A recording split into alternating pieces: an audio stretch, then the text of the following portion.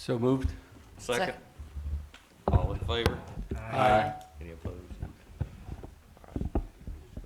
Thank y'all for coming to the meeting today. If everybody stand for the Pledge of Allegiance.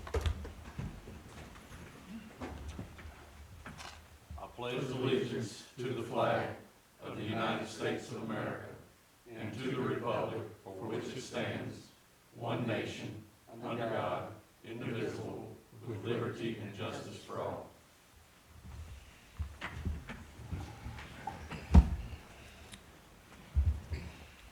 amendment and approval of the draft agenda. Oh, you have to, okay. I thought it said not to. In closed session today, we discussed the evaluation of our administrator. After we got everything done, we came up with was due for a raise due to the things that we went through and the things we looked, so we all come together and we considered a 3% raise is what we're looked at. So that has been passed. That's what we're looking for, a motion for that. I'd like to make a motion that we approve a 3% raise for the town administrator. I have a second. Second. All in favor? Aye. Any opposed? Thank you. Moving on to the amendment and approval of the draft agenda. Anyone got any discussions or anything in this? I don't have any changes. Nothing. No changes. All right. Council discussion. Just one quick item. There was a GSATS meeting, that's the Grand Strand Area Transportation Study Group, that talks about projects, and forthcoming there are 3 projects that will be proposed by the group that covers basically in Horry County up through Shallotte, that would affect us at some point in the future, not directly, but they're talking about widening roads, Georgetown Road, Calabash Road, the Main Street through Calabash, and out of this, there are 3 projects that have been on hold because of the funding issue that NCDOT had as a result of not getting compensation from the hurricanes from FEMA. That money is starting to come in, and so 3 projects affecting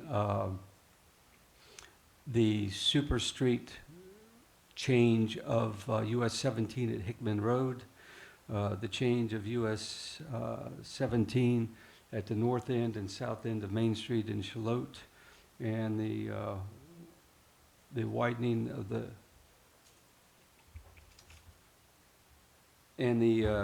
reconstruction of the intersection at US 17 where Thompson Road and P Landing Road come in. So over the course, these projects would take place over the next 3 to 5 years, thereabouts, roughly. So, there will be road developments in our area. One thing that's not there that Councilman Phillips and myself would need to talk to with Todd is research in the past of, has there been any proposals for developments on 904 between Georgetown Road and Sunset Boulevard? All the roads around us are in these improvement areas to be widened and or modified, but that's not even being discussed at this point. So we need to do a little history to see about that. But there's a lot of road work in this area that's projected over the next 5 to 10 years that will take into consideration some of the growth that's taking place. That's it. John, was there any further discussion about the extension of 31? The further discussion is that the study group and committee has gotten the recommendations in and they're looking at it. Study, okay. Yeah. Anyone else? I got just a couple of things. I had a guy came and see me this week. He just wanted to give a special thank you out. His name was Mr. Don Andrews. Wanted to say thank you to Firemen's Daniel McCarthy, Terry Riley, and Josh Curlin. He had some issues with fire alarms and things, and he was just well pleased with their professionalism and the way they treated him. He was very pleased and just wanted to make sure that the public knew about it. Appreciate you, Chief, keeping them guys in a straight line. And also just want to remind the citizens that we do have the suggestion boxes inside now. We have them at each entrance. Please come in. Any suggestions you have or whatever, please come in. If you need to meet with administrator, call and come in. We encourage you to do that. Ask questions. That's what we're supposed to do. That's what we want to be. So please ask y'all to come. And my office hours are still here Wednesdays and Fridays. If you need me, come out. I'm available pretty much any time. Please reach out. No, ma'am. No, ma'am. No appointments needed. Next up will be our public comment on agenda items only. And again, we'll limit everything to 3 minutes respectively. If anybody would like to start up or anybody has any comments on that, speak up now. We have none. We'll move on to old business. Selection of which budget workshop to designate for parking. We have some discussion on that. In y'all's packet, you have a list of all the budget workshop dates. The 9th and 10th are the days we've set aside for the department head presentations. As to a date, can you get some numbers as to what a professional parking study would cost? I can try. I'll reach out to a few other communities, see if they've utilized anyone in the last 5 years. I know it'd be a guesstimate, but I'd like to have some rough idea, because I think that's the way we should go. If you're gonna do that, Hiram, you may wanna reach out to Cure Beach. I understand they're going through one now, and they can give you some notes on things, or give you some pointers right off the get-go, since they're right in the process of it now. How about April 6th? I'll give you time to get some things together. I'd be fine with that. I'm fine with any of these, just 9th and 10th, we're already gonna be booked, so. But yeah, I can, like I said, I'll reach out to a few other communities, I can get on the listserv, that's not gonna be a problem. I can be ready by the 17th next month if y'all'd rather. Probably is, I'll hopefully have that information by the end of the week, so. It might be better to do it earlier at a 9 a.m. session. The 6th is a 3 p.m. session before our council meeting, regularly scheduled council meeting. So I had the there's no telling how long this is gonna take. But I would say, I think the 17th. That's what I had marked down as a good date to start. I'm good with the 17th. Councilman Phillips, Councilman Bowman, No, y'all that's okay fine. with those That's dates? fine. Fine with me. Councilman, you okay? That would be on the 17th, March 17th. 17th. That's a Wednesday? That's, or- no, ma'am, that, It's a the Tuesday. 17th should be our Tuesday meeting, Tuesday morning Okay. meeting next month. Okay, That'd Yep, be fine that'll- with you? Yep. All right, do we need, someone wanna bring a motion on this? Do you need a motion? Mhm. I move that we discuss parking at the March 17th budget meeting. Do I have a second? Second? All in favor? Aye. No opposed? We have had, just for y'all's information, some citizens and businesses have asked that we try to notify the people as best we can of that date, so with y'all's permission, I'll probably send that out as an email blast and post it, of course, on the website, and also put it on social media accounts, so that people are aware that's the day we'll be discussing parking options. Sounds good. All right, next up will be our ordinance amendment 95.07 regarding cabanas. And you got your information packs that Grady sent in this morning to look over. I don't think anything's ready to be moved on. He just wanted us to look through this, see what we was gonna, if we needed to make any more adjustments or what adjustments he does recommend to go with them, and then we'll go from there. Do I have any discussion on that? I think the idea of today is that we get these changes and then we review and study them and come back on March 2nd and make any adjustments, any changes, and try to adjust it. Is that correct? Yeah, Or were you expecting discussion today? we can discuss it today if you want to. Grady's got some questions in here that we probably need some clarity on. Most of the ones that he's got, I can clarify part of them.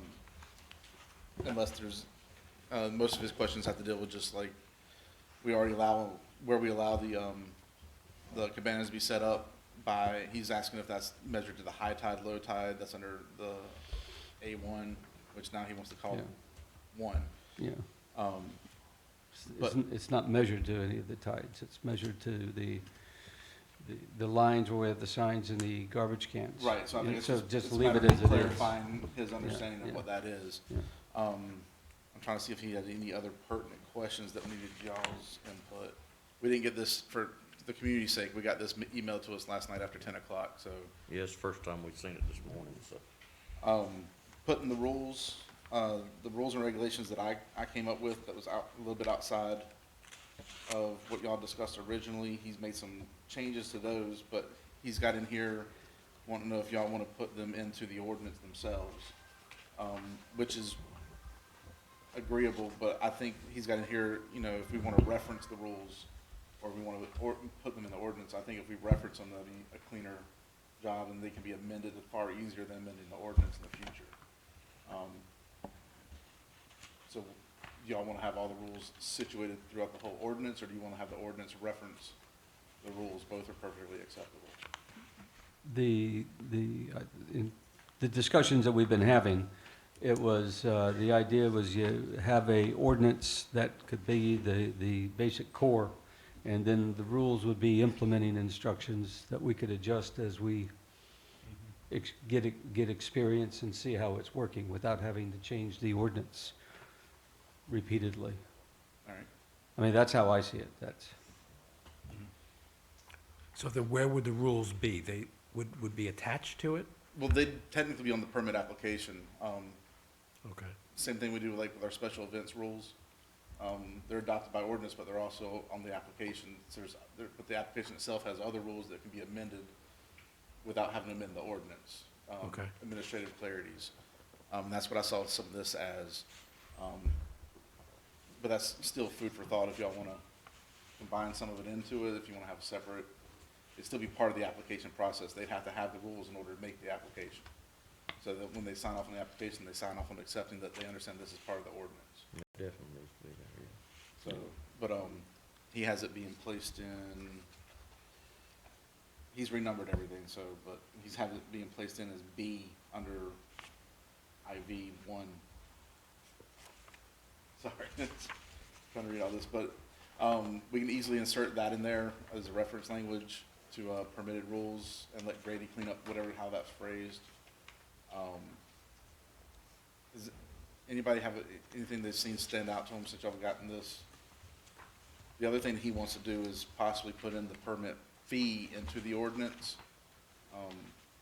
I think that's fine to stay in the fee schedule, but if y'all want to leave it in the ordinance, we can create a line to put it in the ordinance as well. you know, that's one of those things where we've set up the fee schedule for a whole bunch of things throughout the town, and it's relatively easy for us to adjust the fee schedule when we need to without having to change an ordinance. Right. So, you know, we have a master fee schedule, I think. Yeah, and that's what we do with the special events. The fees aren't in the ordinance, they're in the, fee schedule. Plus, that's the way we do it with, all our permitting and inspections and permits. That's what we do for, stuff for public works, so. That needs to be consistent then, yeah. Yeah, with consistency, it should be in the fee schedule, but if, Yeah. I didn't know if y'all felt it, like Grady, that it's important Nope. enough to be ordained. Nope. All right, y'all, the minor language changes, I'll let y'all have a chance to actually read and think on. Y'all can get me comments that I can get back to Grady before the next meeting if you'd like to do it that way, instead of trying to read every last one of them. And we'll make these, amendments onto the website so people have the chance to take a look at them, so the vendors can take a look at them, before that time. A lot of it's just really just cleaning up language to make it tighter and easier to enforce, from what I've been able to read through it.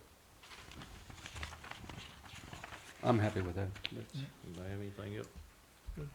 All right. Moving on, new business, Board of Adjustments members, term expiration. Do y'all want us to advertise out for Board of Adjustment members? We got 2 positions getting ready to come up for renewal. Have you talked to either one of these yet, Lisa? Okay. Okay. So, you know, as always, we'll just have everybody submit that's already existing incumbent, and then if y'all want to advertise again for for the positions that are open. Is this the board that still has the ETJ position open as well?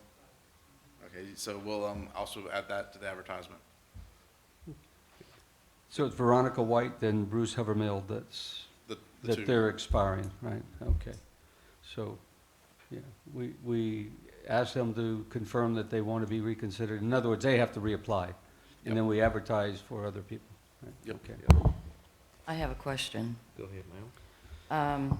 The last time we appointed a Board of Adjustment member, there was a lot of complaints and hurt feelings, complaints coming back from some members of the community. Did I do that? No, ma'am. No. It seems that there was an understanding of policy, unwritten policy, that if a board member wanted to be reappointed and was applying to be reappointed, they were given first preference. And that didn't happen the last time. So I would like some clarity on what is the council's position, because if both people want to be reappointed and our procedures are to reappoint those that so choose to be, what do we tell the ones who have applied that are not on the, what do we tell them when we're interviewing them?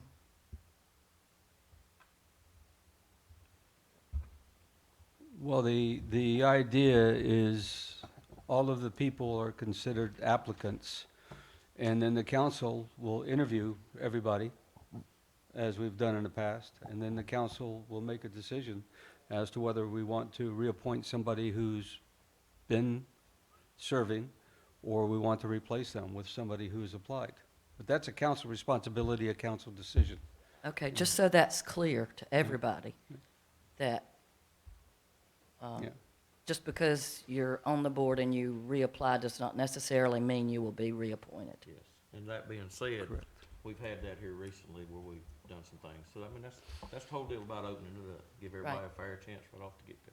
Right. And for clarity on that note, there is no policy in place, unwritten or otherwise. There's no standard practice or procedures. So if that's something y'all want to develop in the future, you can look at it. But at the same time, there's nothing that requires it. But just so you know, there was, people in the past have said something is a policy that's not a policy. So we don't have anything on the books. We've looked on how y'all do this, so. You have any questions, sirs? No, question, just that,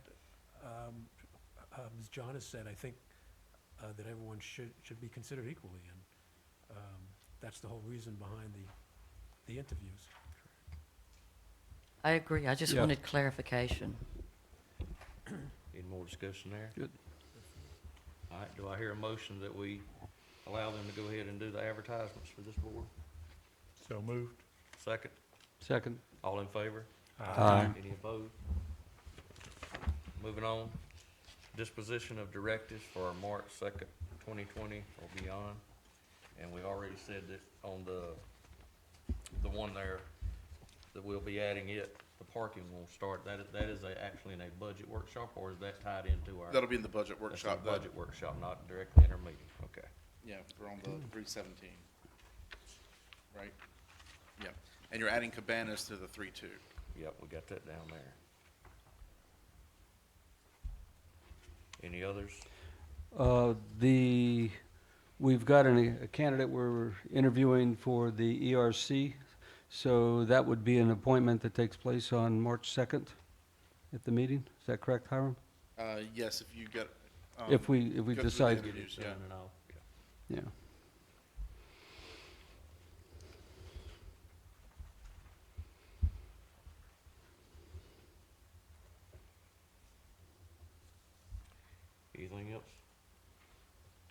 I don't have anything else. Glad you did that. Good. All right, up to our public comments. Again, if anybody has any public comments, this is the open part. If you do, please come forward, state your name, address. Rich Serrato, 517 Twisted Oak Lane. There were hurt feelings, Jan, the last time, because the process was tainted.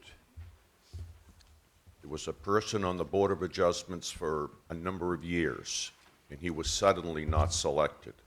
The decision was made in the back room, and the person who served this town for a long time was rejected and hurt.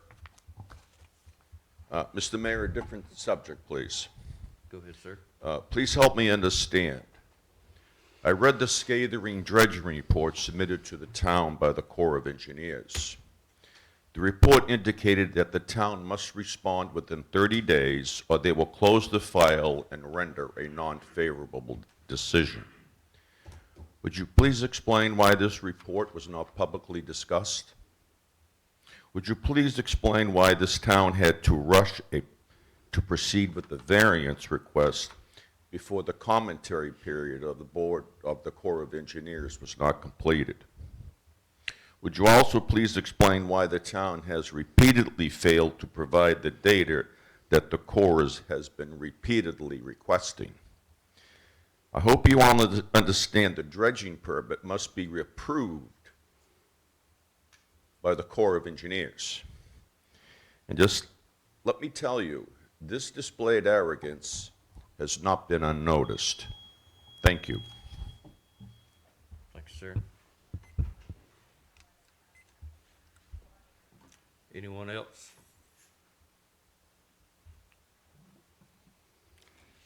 All right. Nobody else, we'll move on to our presentation, stormwater program update. Mr. Marchand, you have the floor.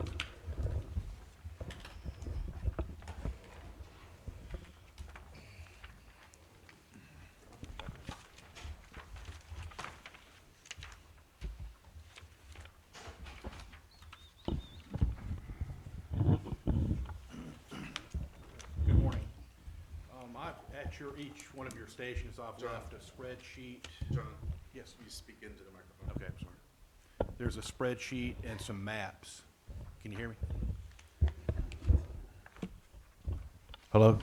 Yeah. And that's what I'll be going over. And please, if you have any questions, just stop me wherever.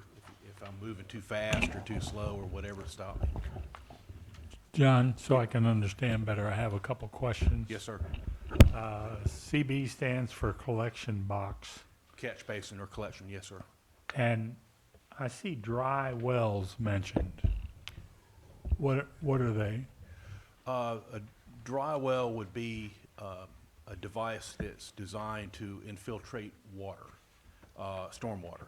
So you could have a dry well, perforated pipe, a linear dry well where you have holes in the pipe and it allows the water, whatever's being conveyed, to leave the pipe and soak into the groundwater. Or a catch basin could be designed to do the same thing, not have a bottom to it, so anything's collected into the catch basin before it's conveyed down a pipe. It provides opportunity for it to infiltrate into the groundwater system, which is a positive thing for water quality. Thank you. And is that why we're using perforated pipe on some of the lines? It looks like long distances of perforated pipe to me. It really is, and in many of the cases, let me back up, and that's a good question. The capital improvement plan that you have that's online and that you have a copy of, it's not included with this, but it's a concept plan. So it's not a fully engineered plan. And they've made a lot of recommendations, good recommendations about utilization of some of the perforated pipe and dry wells that allow for infiltration, again, for trying to mimic natural hydrology and allow the stormwater to be put back in the groundwater system in lieu of discharging it directly into the marsh. at an outfall.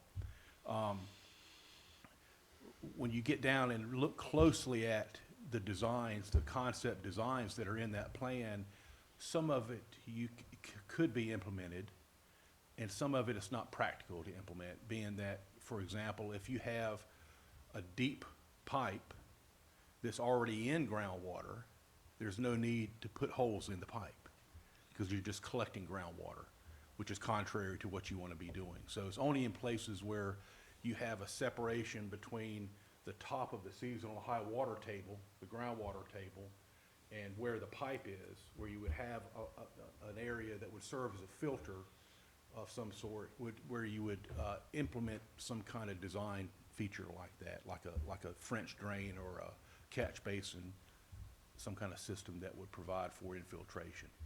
So in many cases, it's mentioned to be utilized in this plan, but again, it's not practical, which is why you have to look at, and one other point with the capital improvement plan, if you, each catchment or area that's was looked at and studied, it calls for the total replacement in most cases of that system. And in reality, there are some pipes and infrastructure that's in place now that's in good condition.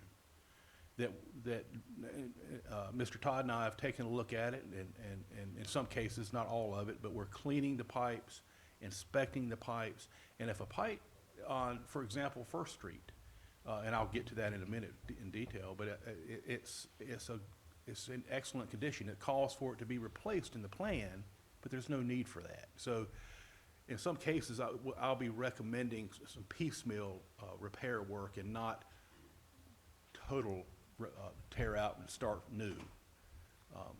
Just a thought there. But this is what we're looking at today, is current status looking forward in terms of the infrastructure itself that's in the ground, and what the recommendations are and what order we should maybe attack it. And this ever changing based on our evaluation and maintenance of the system.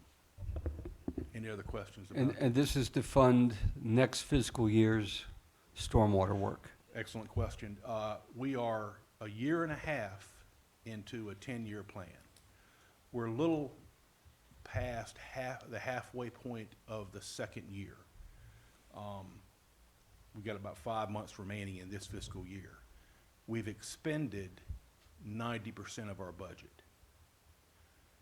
So we were able to, we accomplished a number of projects, but right now, our focus is cleaning using the vac truck inspections and planning, with the exception of a couple projects I'll mention further. But that's where we are. We're about 90% expended. So we can't do a whole lot more. I have recommendations about what we could do with that $27,000 that we have remaining in the budget, but we can talk about that.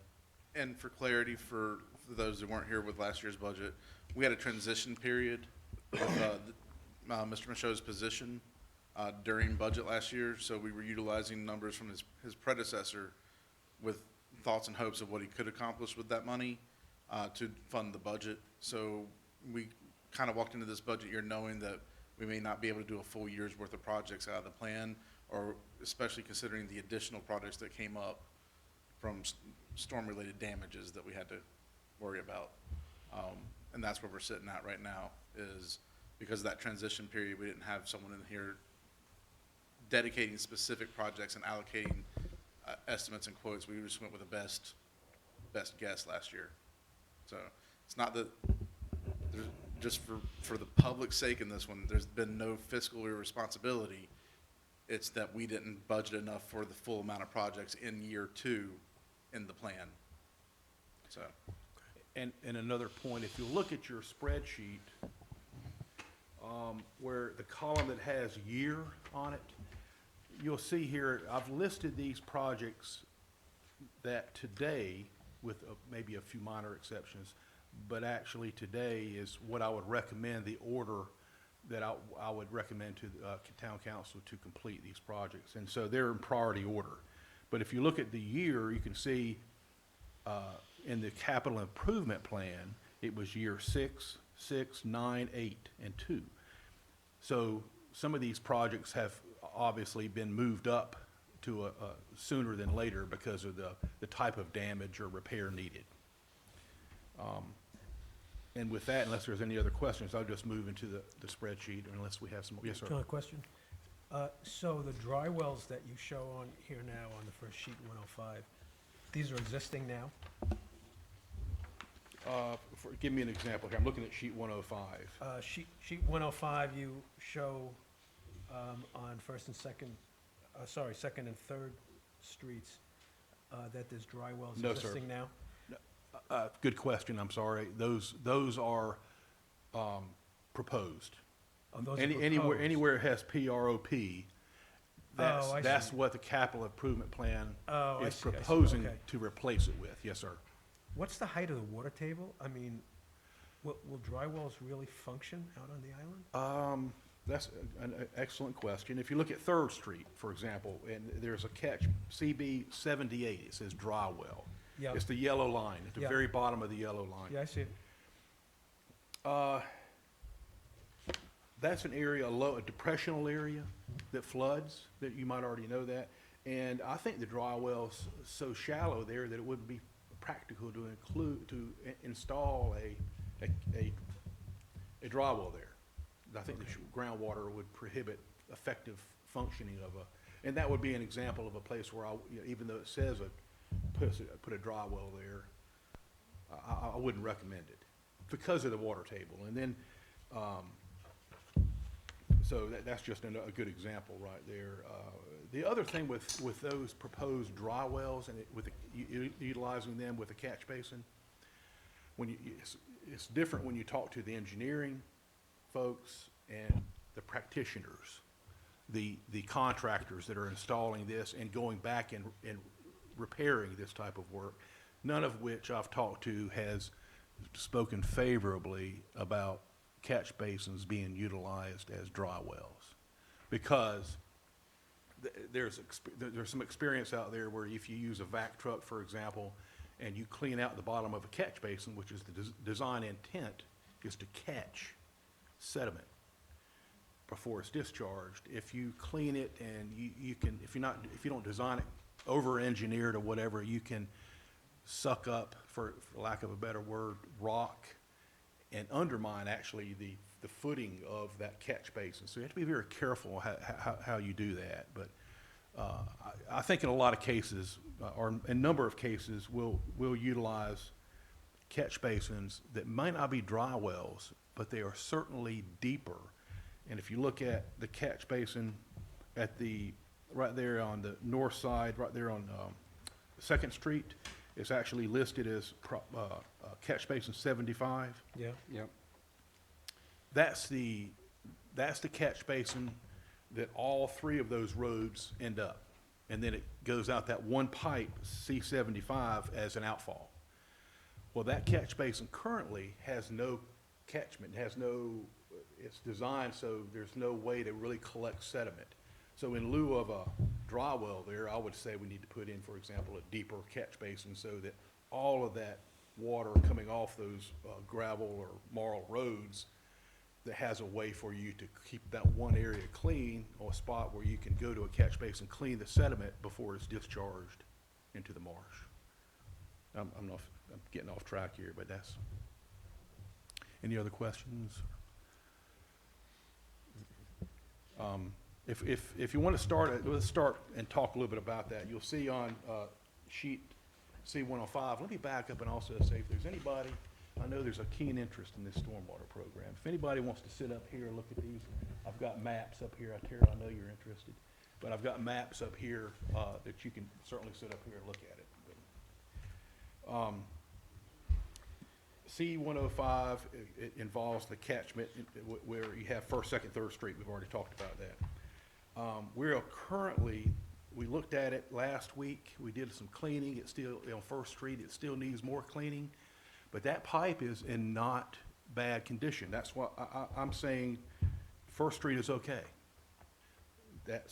Would be a $85,000, $90,000 replacement project that I think we need to leave alone at this point in time, because it's concrete pipe, and it's, again, most of it's concrete, some of it's plastic, but it's in good condition. We put a camera up we cleaned some last week, we inspected it with the camera, and we have to go back and do some more cleaning, but overall, I would say leave it alone.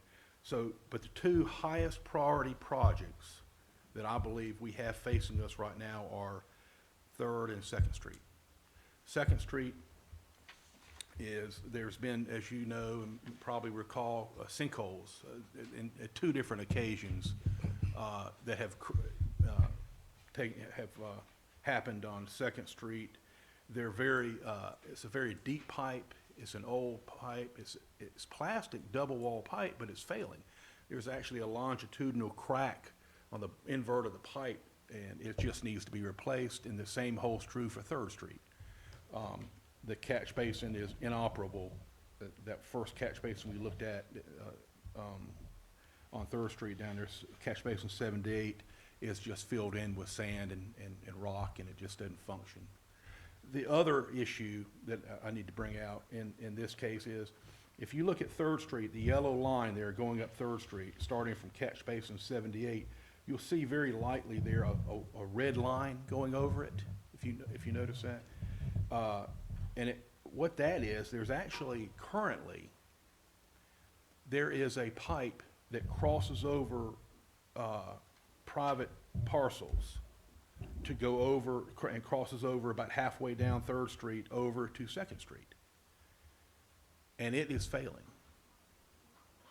There's sinkholes, and the whole intent behind the yellow Third Street replacement is to bypass that particular pipe and abandon it in place. Fill it with flowable fill of some sort, some kind of concrete or whatever, so that we don't, in lieu of trying to gain a dedicated easement and replacing the pipe where it is, by continuing and laying new pipe up all the way up Third Street to North Shore Drive East, you would be able to bypass that and not and put new pipe in and not have a problem with, like we're having now, with the settling and the joint failures associated with the pipe that crosses over from Third to Second. Anybody have any questions about that? Yes. Yes, sir. So for Third and Second Street, you say it's the highest priority, but you show it for year 6. That it's in the capital improvement plan, it's shown as year 6. I'm saying is now.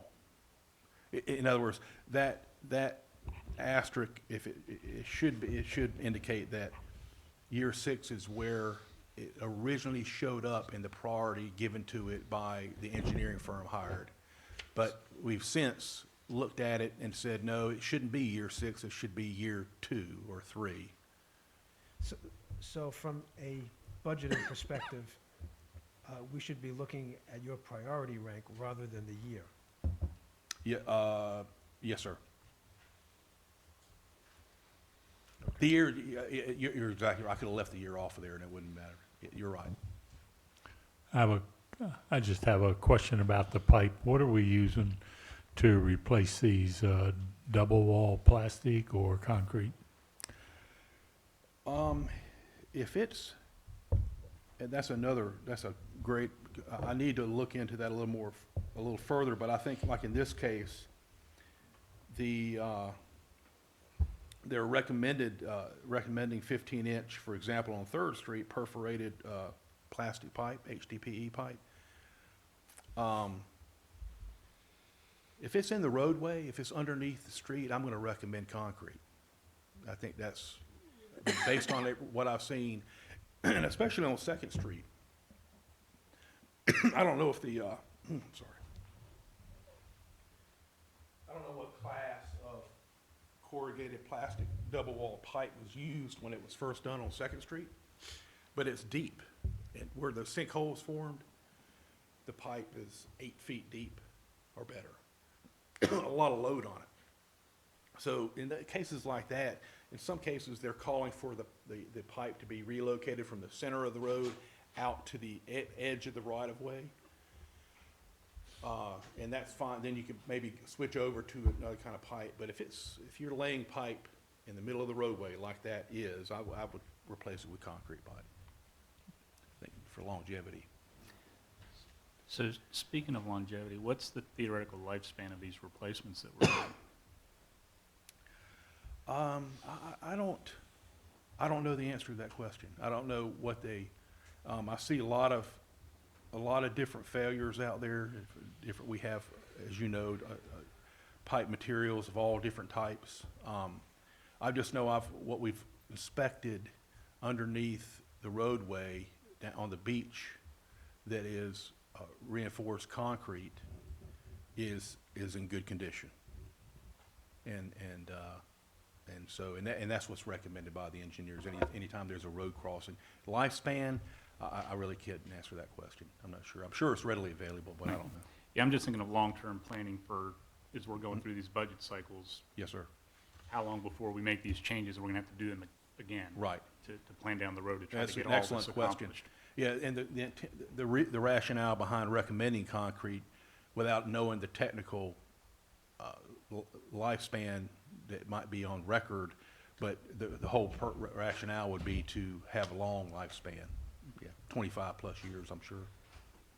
Thank you. Yes, sir.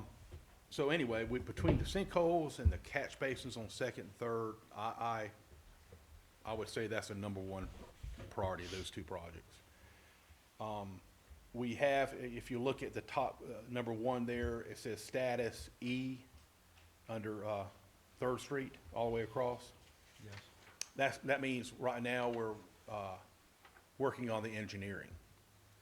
You know, in some cases, in other words, we're under contract to have that engineered, and they're working on it now.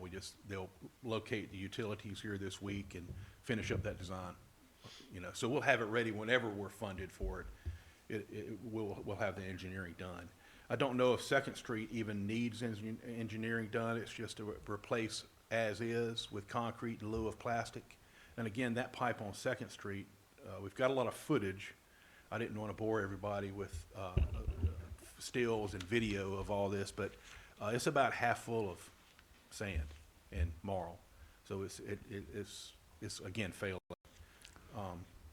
So there's not money left in this year's budget to do that project? No, sir.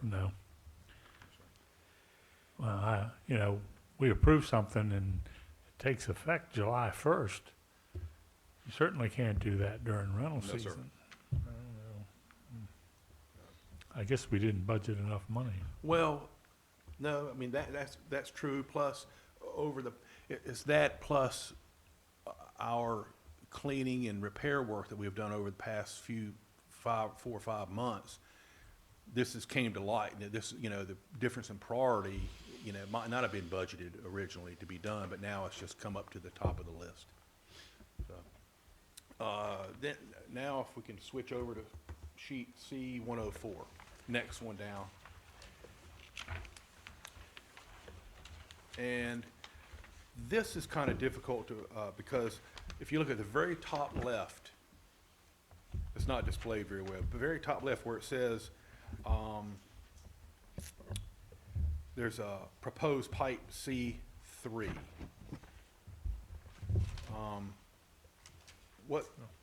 What that is, that's another example of a pipe crossing between 29th and 30th Street. It's actually highlighted in blue, that crosses private parcels with no easement. And that particular project, number 3 on the list, is designed to abandon that C3 pipe altogether and go up to North Shore, west, and over to connect into 30th Street. In other words, we're just gonna do a loop around and bypass that, and it's hard to see because the map doesn't show that all on there. But does anybody have any questions about that? We're doing the same thing there's about 3 or 4 places on the island that are in this situation where what we need to, in most cases, bypass a failing pipe that is in the wrong location, or it can be rerouted around so you're not on a private parcel. In lieu of, it could be that in some cases it makes sense for it to be there, which we'd have to approach approach the property owners about gaining a recorded easement, but in this case, what we need to do is just abandon that pipe and reroute. And you said you're gonna reroute it up to North Shore? Yes, sir. Question, when you do that, does the new pipe go underneath the asphalt road, or does it go in the easement area? It will, in some cases, have to go under the road. But for the most part, it will be right on the edge of, on the 29th Street, it will be right on the edge of pavement, so you'll have to cut out some of the asphalt. Then it will cross under 29th, and then from there, it'll stay for the most part off in the right-of-way. Right across where there's some beautiful landscaping in there that it will be disrupted. But we've communicated with those property owners already. And the road itself will be put back into acceptable condition? Yes, sir. As part of the price here? Yes, sir. And that price, as you can, if you'll see, at 72,000, that's a firm price, not necessarily, that's not an estimate, because we've already bid that project. That's what the last column that says status B, that means that project has been bid out, and we've received a bid for it of 72,000. We just don't have the money. John, do I assume then that the pipe, the existing pipe that's running under the people's houses and such, that it's not functioning now? Functioning, but failing. In other words, there's problems structurally with the pipe itself and allowing sediment to get into the pipe, Okay.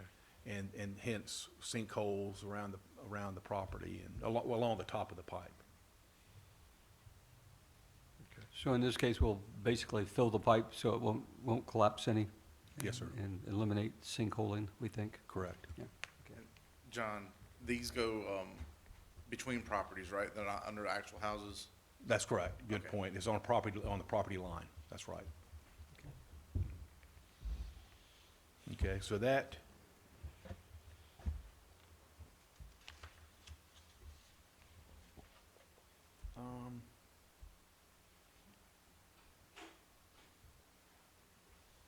that pretty much covers that one. So if we can move to C 115. John, real quick while we're moving, since these have been bid out and we know their prices, not that we're asking the council to, but if there were funding, could you get it done before the season? Or Yes, is this sir. still stuff that had to take place after the season? No, we could get it done. Okay. We could get it done.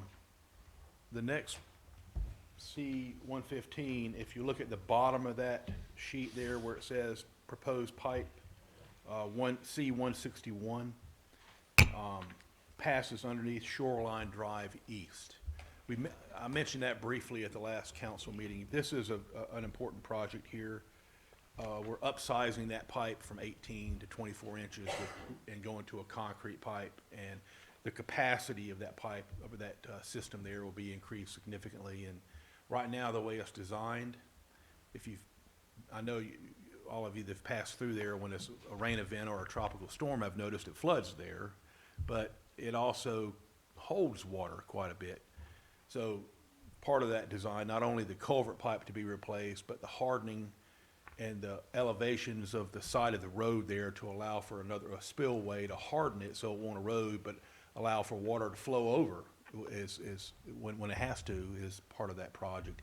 That project has also been bid out, you can see, and we do have the funds available. We've already issued a purchase order to get that project done. So that's a project that's to be scheduled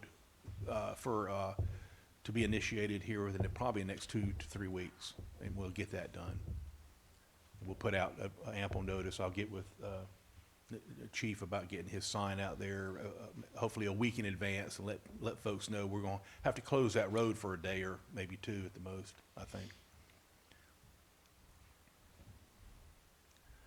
That's number 4. John, what is a red line? The red line, Yes. those are either pipes, mostly pipes. Going up the sheet there, yes. Those are pipes, and there's a drainage way that it feeds into that particular pond over there from the east, all the way from Magnolia down. That's the blue lines? Blue, it's a blue and red line combination.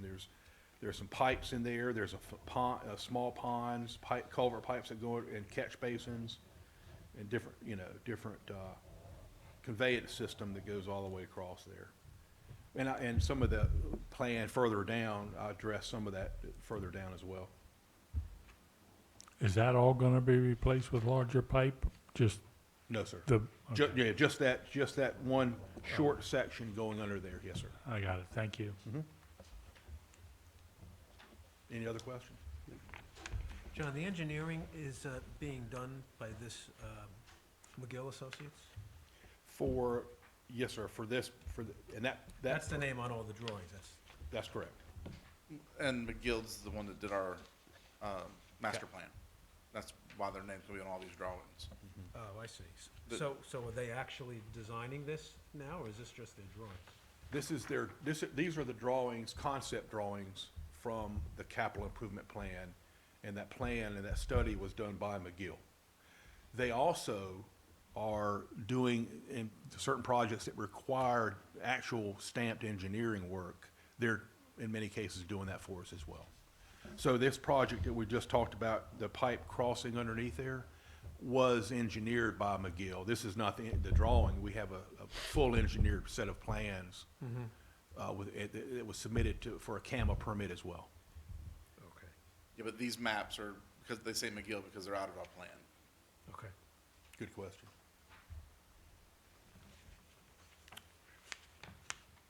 Okay. The next sheet, C-106.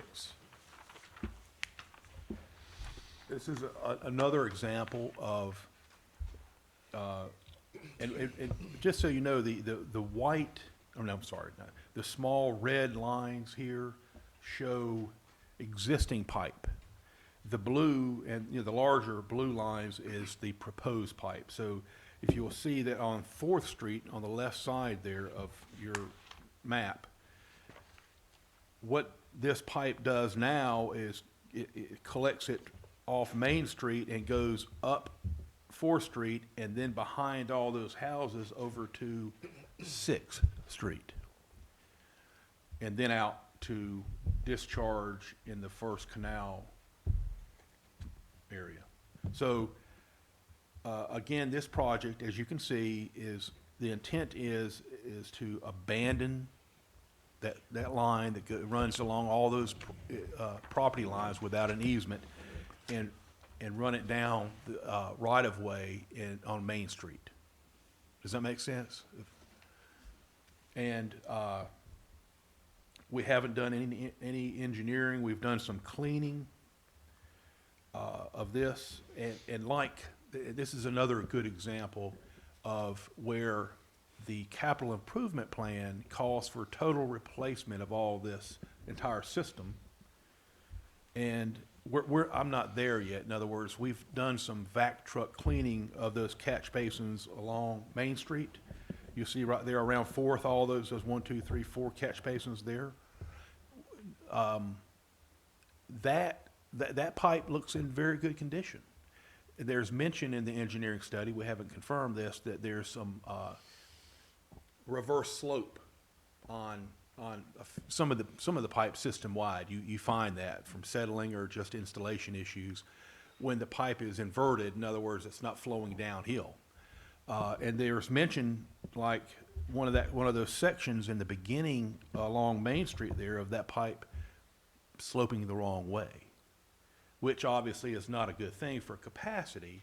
But the question is, in my mind anyway, to what severity?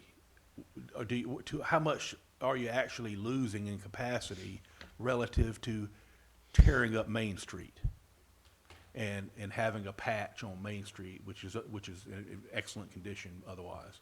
So I'm not sure that we would be recommending some of all of the recommendations by the engineering plan, or the proposed concept plan, I should say, in the capital improvement plan.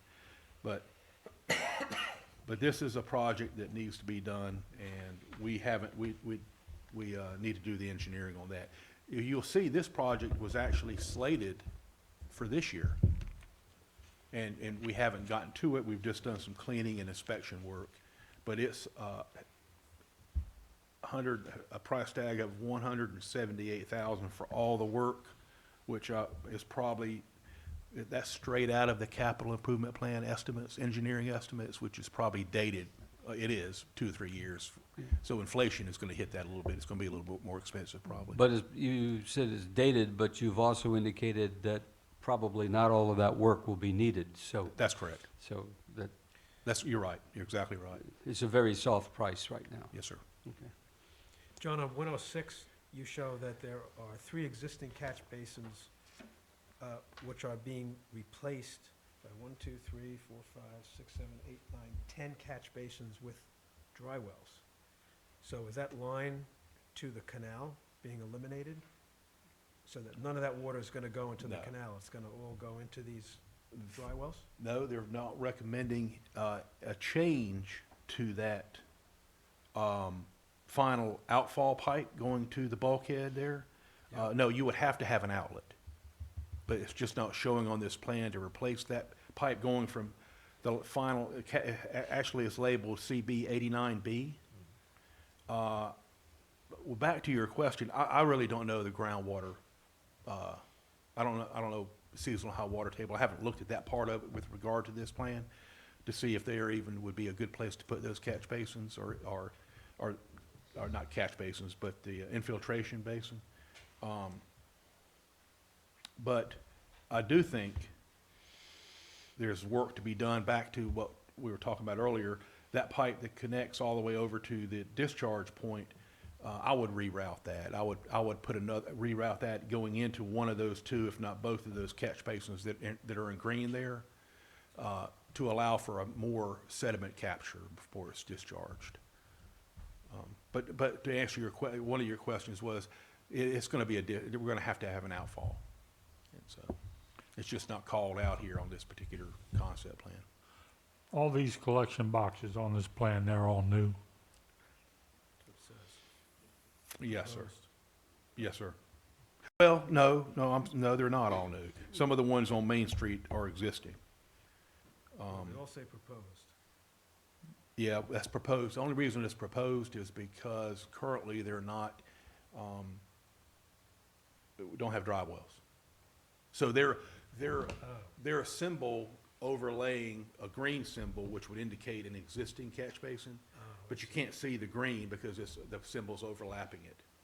That's confusing. I apologize for that. We're really looking at the concept plan here and not the existing conditions. It doesn't show existing conditions very well because it's overlapping in some cases, in many cases. So there are existing catch basins along there. I missed that. Sorry about that. Yeah.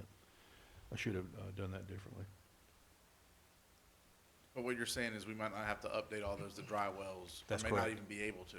Might not be able to, and might not need to, and certainly those first catch basins like CB 82 and 83 on the furthest western part of this particular map, those catch basins are in excellent condition. I wouldn't recommend touching them.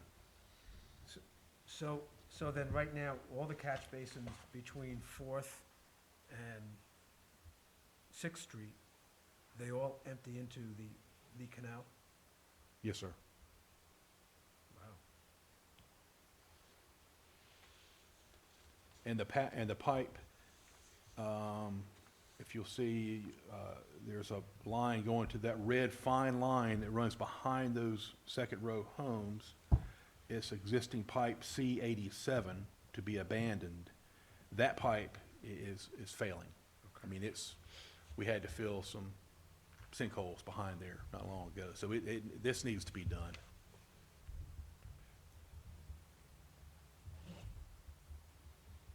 Any questions on this one? I know it's a lot At the to take in. intersection of Sixth Street and Canal, where you've got proposed CB 89B, you know, Yes, sir. that area has always got notorious flooding. Will these new catch basins, is that part of the idea would be help alleviate some of that flooding Yes, and the sir. problems? Yes, sir. Upsizing the pipe and new catch basins, that's correct. And again, I can't overemphasize the importance of also having catch basins that are designed properly, where the pipe enters the catch basin, below it you have ample freeboard to allow for a sediment accumulation. And once we get the infrastructure clean, it just makes it easier to not clean the pipes, but clean the catch basins, the bottom of them, before the sediment gets into the pipe. I'm thinking we need a 5-year plan, not a 10-year plan. C-106, now we'll go to C-116, number 6.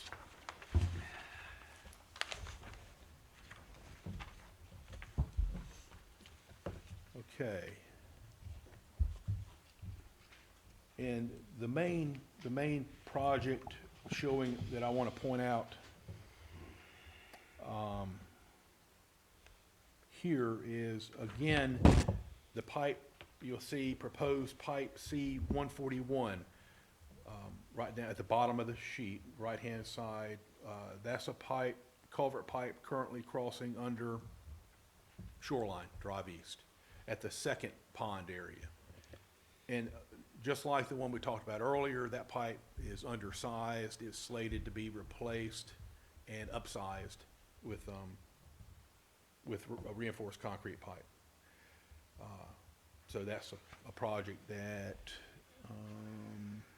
was already in the plan for year 3.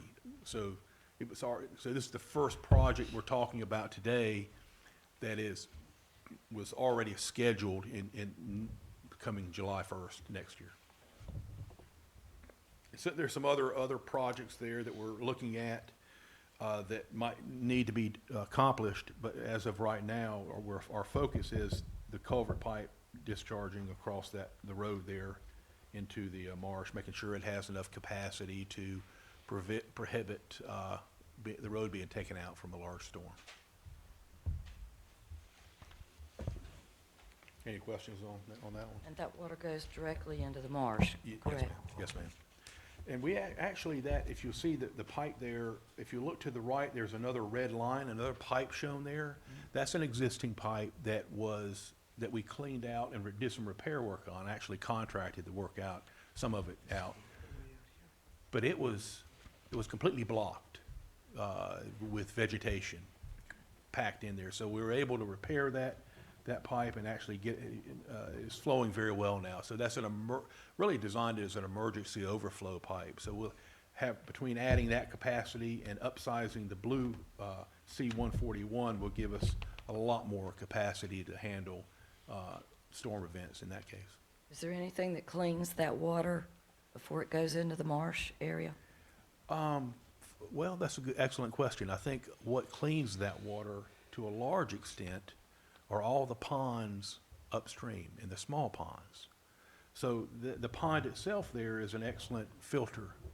But if you look and trace your ponds going upstream, you end up in a number of places along shoreline there. You end up with some smaller ponds that really serve as what in the stormwater terminology would be forebays, where you have a place where sediment can drop out. Some of those ponds have filled up with sediment, and we've actually dredged one of them out. It was a very small one, smaller than the size of this room, but they were all part of our stormwater system and maintenance and public education to make sure that everybody is aware that it's important what we put in these ponds and what we don't put in these ponds. So they'll function properly, allow for the catching of sediment and also removal of nutrients, a big function of these ponds. So they are integral in our whole infrastructure.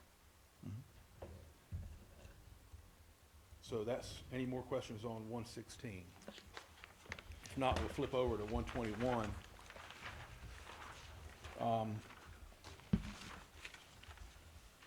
This project, if you see it's on Main Street as well, and on the right-hand, the two catch basins that are furthest to the right that are shown here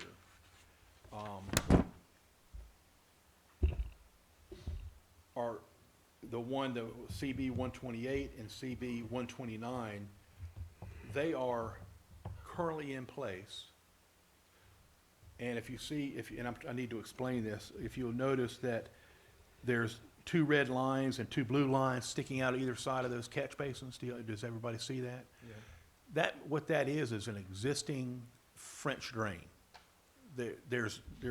You see where the blue pipe leading off of catch basin 129 to the west, that would be a new pipe if this project is completed, tying it into an existing outfall. In other words, right now, but due to flooding in that area, there was originally French drains installed where the pipe, there's no outlet for the pipe, it's just underground pipe that is perforated and filled with clean, washed number 57 stone that allows for collection and slow infiltration to hopefully mitigate some of the flooding in that area. And it's done that. As a matter of fact, they were rebuilt not too long ago, and they're functioning very well.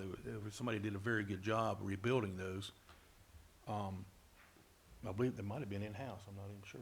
Yeah, Jerry and Dustin did a good job of rebuilding those. But this plan calls for taking that water and going down this easement, pedestrian easement, underground obviously, and tying it into an outfall. Now,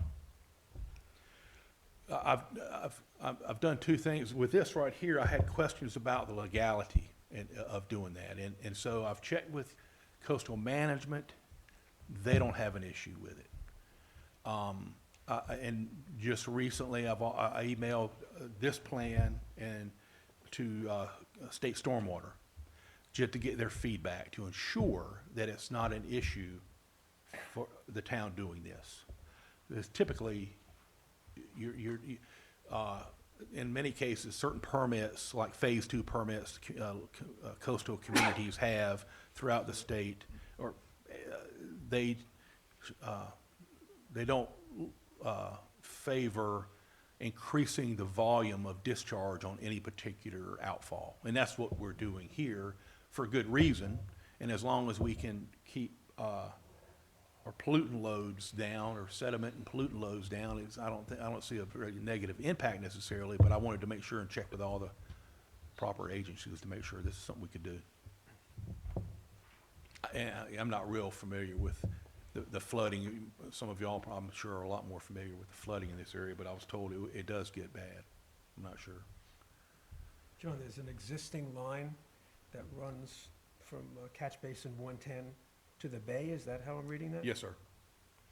That's existing now. Correct. And that one's in good shape, you think? I have not cambered that pipe.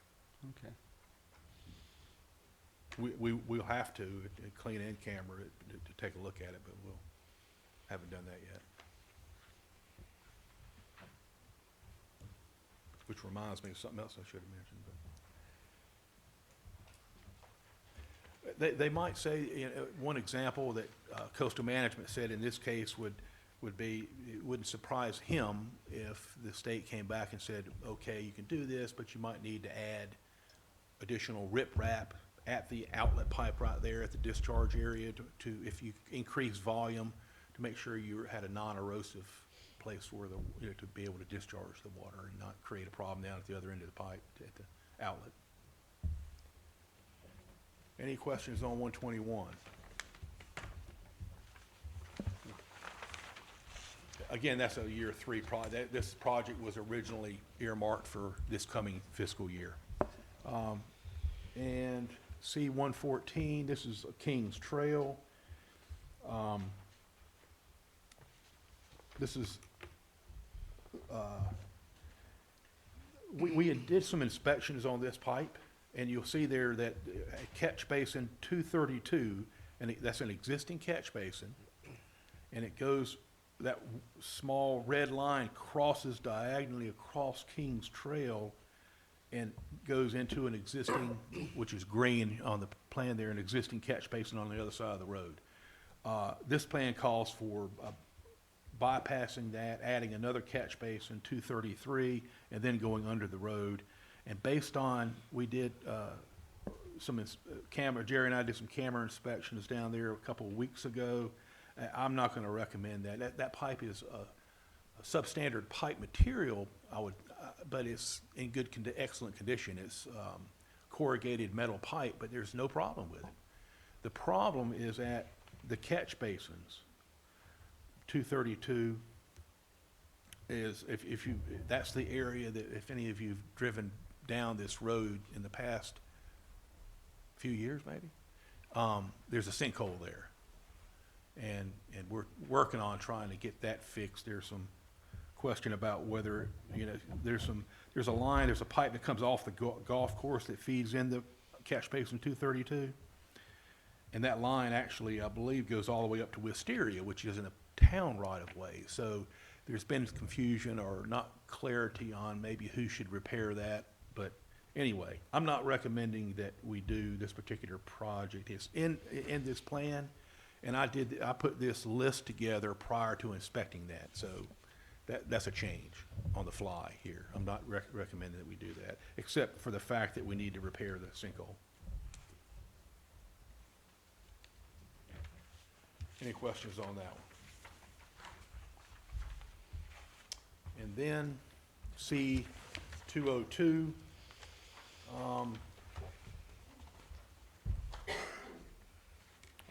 And if let me see, let me see here. Let me get my bearings here 1 second.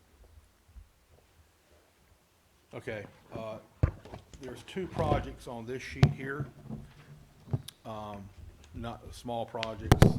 If you look at around the middle of the page there is Drainage Easement 5, DE5, right just north of Acorn Court. That blue line there is currently a pipe. And as far as I know, in talking to Dustin and Jerry, we don't know really when or who installed that pipe, but it's failing at the joints. And it's recommended in the study, and I agree 100%, that pipe should just be removed and just regraded and not reinstalled. It's just better that way. You provide for, anytime you can not use the pipe, you're better off, because you allow for more infiltration, and this would be the case here. It would allow for that water to whatever extent possible infiltrate and soak back up into the ground before it's discharged. And then there's another drainage easement project there, DE10 on the far right-hand side. We've done a number of those drainage easements along Magnolia here in the past few months, just trimming back trees in some case and vegetation to make sure that in the event of a big storm event, it would function properly and drain that area well. So those are the 2 things. And if I can take you back to if you just pull up 104, then we'll wrap it and I'll ask any other questions. But see 104, the final number 11. If you look at those, we didn't talk about this when we went by originally, but those blue dots there are just basically represent mainly junction boxes where you're doing a turn or tying 2 lines together, and the junction boxes have a concrete lid and they're subsurface. It just makes it difficult to clean. What I want to do is put new lids on there with manhole cover so we can clean that area and keep it just be that much easier to access. So that's a project that I'd like to, it's not in the plan, but it's just something to improves access for us long-term for the back truck. And that's all I have. A mere $582,500.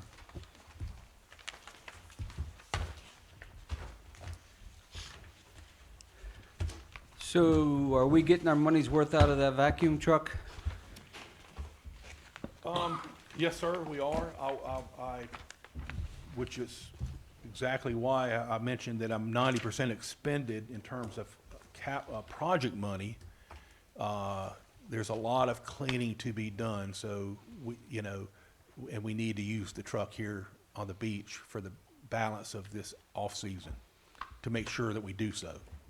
But doing that cleaning with that truck and our staff is within the budget now? It's Yes, sir. not Yeah. additional That's correct. expenditures Yes, to sir, repair? that's correct. And it does very well. It's an excellent piece of equipment. It's just the actual projects that he's almost capped on the budget, not the Yeah. department. John, as you go through these, and doing the cleanings, you've been finding, because I know when the plan was developed, they weren't able to actually camera all the lines and get through there because they weren't clean. As you're cleaning them, are you finding more problems or less problems? A little bit of both. A little both. A little bit of both, yeah. For example, and First Street is a good example of that, where I just don't think we need to dig that road up anytime, unless something changes real quick. It's in good shape, except for cleaning. And we'll be down there, anybody who wants to take a look at the operation, we'll be down there this week, working on that as well. So then if you look at your high priority ranks, that's at 390,000. Would that be what you'd be looking for the next budget cycle, or?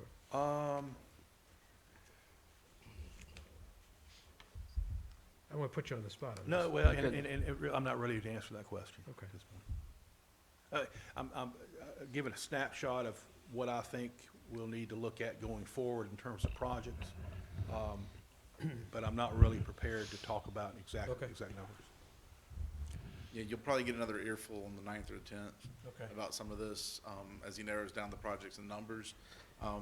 As he said earlier, a lot of these numbers are from the plan, and the plan was generated in 16-17. Right. We adopted it in 17-18 and started implementing it in 18-19. So it's, some of that information is by just inflation alone, the number's gonna be out of range, plus the fact that we were able to camera the entire systems. So a lot of the proposed concepts are based on ifs and maybes. We'll Gotcha. still change the situation as we get in there and look further. So the numbers are, that's the problem we had last year, is we were utilizing some of these older numbers, went a little bit low on the project costs. Like I said, we were in a transition period at that time, so we didn't have someone here that could fully delve into all that to develop the better budget for that process, but we do this time. Okay. So that would be the time we discuss personnel and equipment? Not now. Yeah, not now, no, not unless y'all want to bring it up as part of y'all's budget workshop, which is starting now, Actually, an hour ago. an hour. But, well, that's why we put the presentation at the end of the last meeting, is he bridges both budget workshop and giving y'all a snapshot of where he's at. This is really food for thought for y'all moving forward with budget, knowing that stormwater is a priority, at least for the last council, and I believe for most of this council. I wanted everybody to understand where we're at, and where we can be moving forward, so that y'all could look at budget with a better, clearer vision of, and knowing what you're actually doing with the stormwater project. It's easy to look through that plan and get lost. It's a different thing to have someone here to explain to you where we're at with boots on the ground. Well, Jerry and Todd, thank you for this presentation. I understand way more than I did before. But for the rest of us, I'm not sure. These projects 1, 2, and 3, what would we need to get those done before the season? A budget amendment? Most definitely, but, and probably, the engineering's not even complete on one of them. The other one would have to be engineered. Well, I don't know, would Second No. Street need to be engineered? No, I don't think so. Okay. And Third has already been engineered, so, Right, it's being engineered currently. no, Third is complete. Oh, it is? I'm sorry, 30th, you're right. Third is underway, yeah, sorry about that. But Well- project number 3, over at 29th and 30th, is already engineered. I wonder about these homeowners there and how much water they have under their houses. My house is on 28th Street, and between Main and on up 28th was terrible. And once they saw it, it moved up on the priority list. We haven't had a big enough storm to see if it's going to work yet. But for 27 years, almost 28, stormwater is run off the road and under my house, and it stays there. It comes in, I'm in a low spot, so it comes in. The first 3 houses there on the right on 28th if you're going north. And I'm just, I haven't been up to these other places, but I know what it was like at mine. If they have the same problem I do, I think we need to, hopefully I did, they need to be taken care of. Just my thoughts.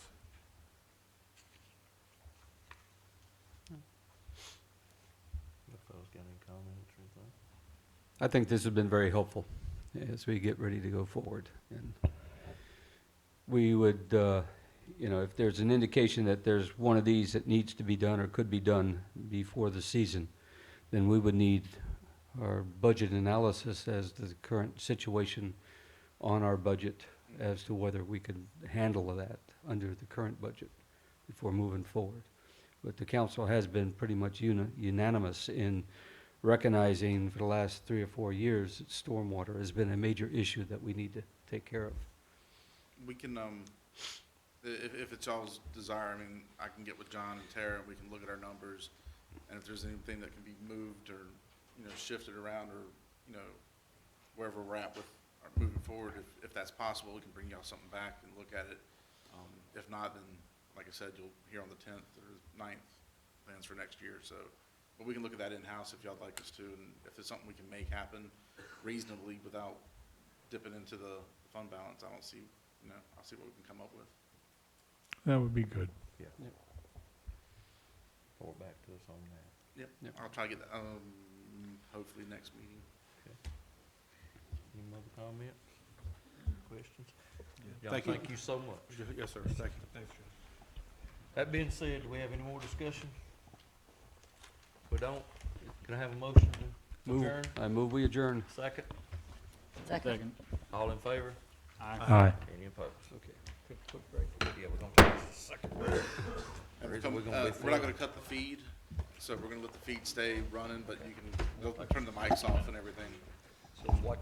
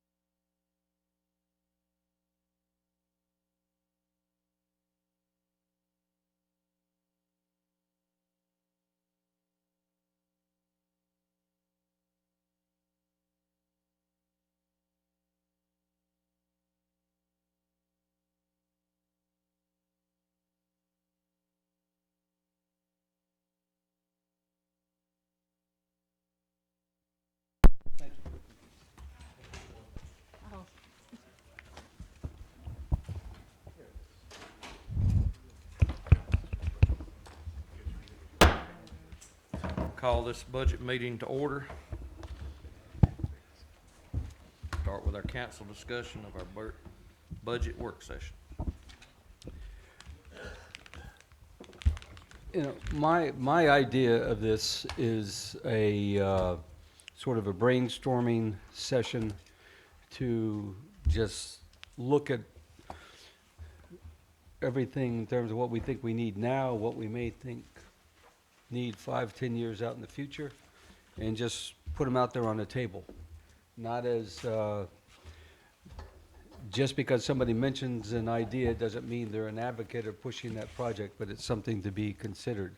But just to brainstorm and get it all out there, so then the staff has a sense of what are the things that they should be looking at, can recommend priorities, and go from there. So it's just get ideas on the table. And I've got the department heads here if y'all have any questions about anything currently or what they think about something. I've also got last year's topics, if anybody has questions about what we all discussed last year. Let's see that list of topics there. I've got it taped. I can go over some of them. Yes, if you'll go over them, that'd be fine, just to give us some leeway right off the get-go. Last year's goals started with tax rate and looking at the possible advantages of increase or decrease. Comprehensive and thorough process in the budget development, those were the 2 goals. Looking at items to investigate was the Public Works land/building, dog park land, merit increases, bonus for employees, stormwater allocations and projects, potentially moving along with the plan faster. I believe Mr. Nern hit on that earlier. There's a 5-year plan option and a 10-year plan. We're operating under the 10-year plan. Creation of funds and allocations for said funds, such as like capital improvement fund, environmental climate change activities, nonprofit organization funding. We'll throw in the fire funding that we created last year for the fire department. Mandatory recycling discussion, I believe Ms. Drop talked about that last meeting. Beach recycling, keeping an eye towards zero waste policy. Town hall land/parking expansion, we accomplished that this year. Consultant for developing a parking and traffic study, we'll be talking about that moving forward. Restrooms at the gazebo, whether we should go for a permanent building or a new trailer. I think it was decided the best option at that time was a trailer. 39th Street emergency access, impacts and costs. Department heads doing an internal salary study. That came out of the discussion of doing the salary benefit study.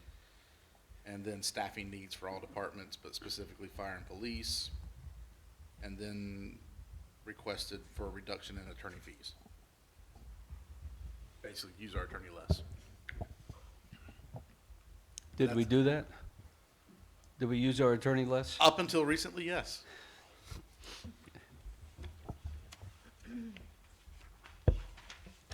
But those are the main concepts, y'all. That's what we took out of this brainstorm session from last year, were those concepts. So I know we're still discussing, I think it's on the agenda today for the employee benefit salary study.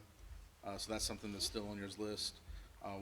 We did set up a parking meeting workshop for the 17th, where I assume we'll be discussing the consultant costs if we go down that route.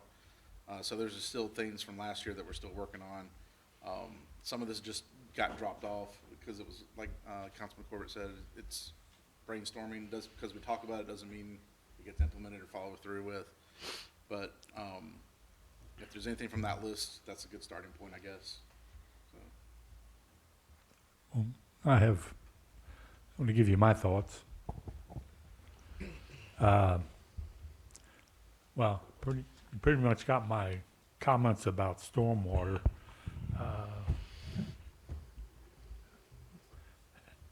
It's a shame. The previous councils, and I guess to keep the tax rate low, just ignored it. And we can't stop ignoring it. I think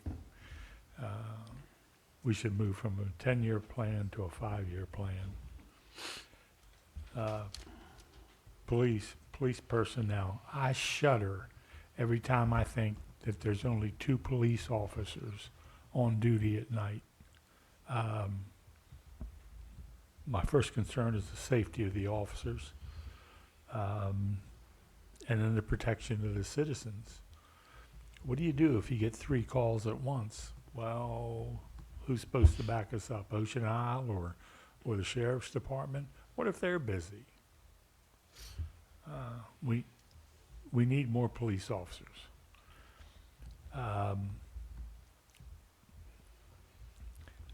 I've been asking about a new home for Public Works. We need to either, I don't know, I hate to take money out of savings, but we need to find some way to fund that.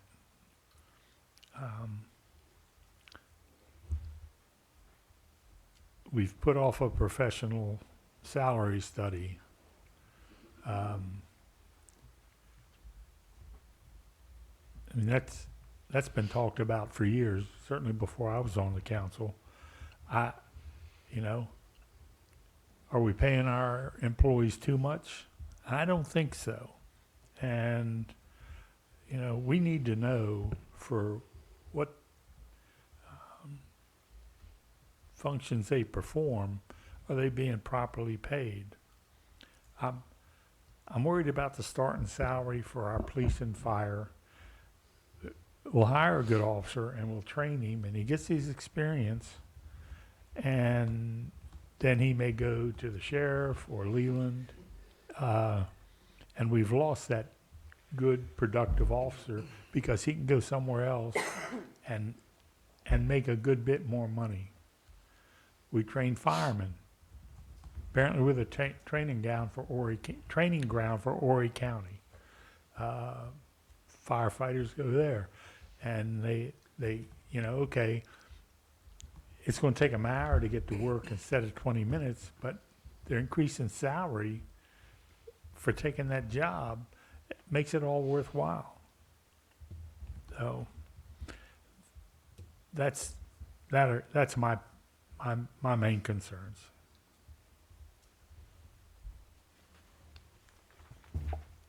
Did you want to discuss any of those? Well, Do we have a list of the number of employees in each closer. department? Yeah. This is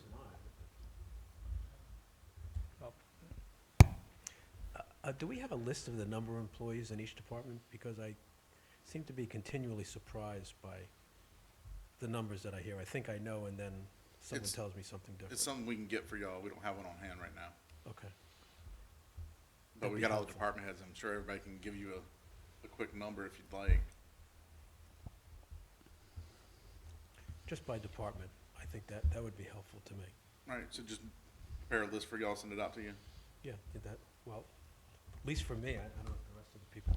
We'll Yeah. get That it would to be a good everybody. idea.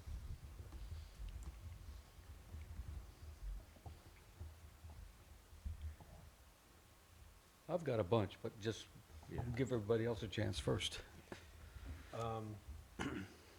Didn't really have much in addition to what Charlie had said. My list would include some of the things that he had on there, certainly the parking, we talked about the parking study.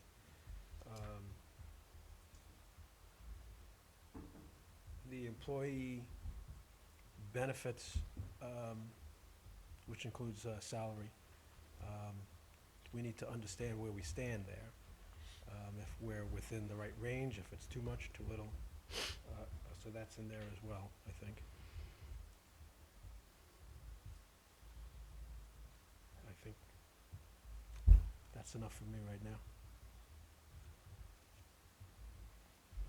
How about you, Councilman Phillips? You got some things to add, or? One of the things, I'd like to try to promote small businesses, not big box stores and things like that. So I'd like to maybe look at considering a marketing strategy or something of that sort to try to generate interest in people, and potentially, you know, I don't know if we can do anything with taxes or anything like that for an incentive to try to get people to come in and open up businesses in this area that would help draw people into the community for day trips and things of that nature. Anything else? in addition to what got? these gentlemen had. All right, mine, like I said, stormwater is what I've heard so much when I was out. I think that's just a very important thing that we definitely, like Charlie said, we've got to get a hold on this immediately. It ain't something that can wait. I think that needs to be one of the big things. The business part of it, I know me and Councilman Phillips have talked about this. Me being a business person, that's important to me.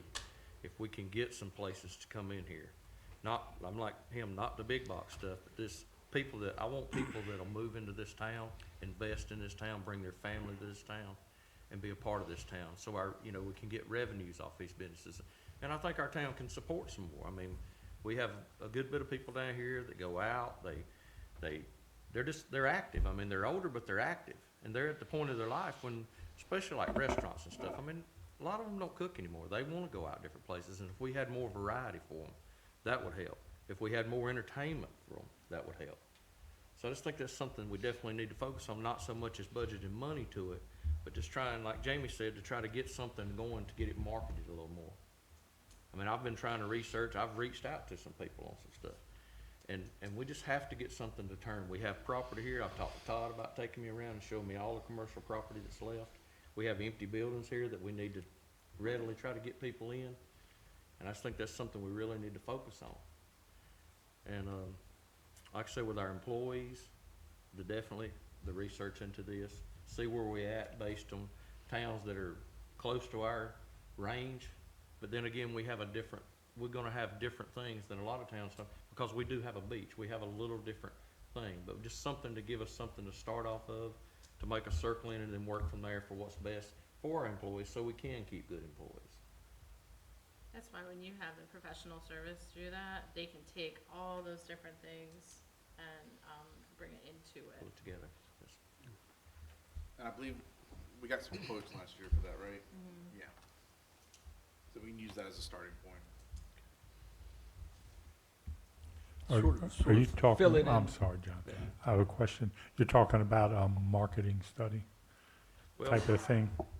just giving us a way to go in the right direction, to where we need to go, to reach out or to find out about these businesses. Where we can, show them that, hey, we've got the numbers, it's continuing to build, these people are here. We have a need for things. I just don't like you hear about tourists, they come down here, but it hurts my heart to know they come down here and enjoy our beautiful beach, and then they leave and take their money to South Carolina.